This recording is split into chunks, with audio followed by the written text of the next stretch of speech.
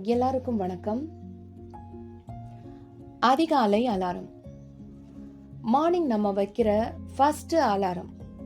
இதை பத்தி சொல்றதுக்கு என்ன இருக்குன்னு நம்மள பல பேர் யோசிப்போம். ஆனா சின்ன சின்ன விஷயங்கள் தான் நம்ம வாழ்க்கையில நடக்கிற பெரிய மாற்றங்களுக்கு எப்பவுமே காரணமா இருக்கும்.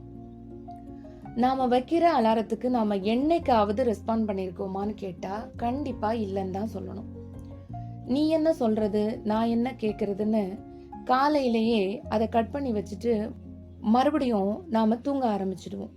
ஆனா அப்படி செய்யாம கொஞ்சம் அதுக்கு காது கொடுத்து பாருங்க. அந்த நாள் முழுக்கவே ரொம்ப எனர்ஜெட்டிக்கா இருக்கும்.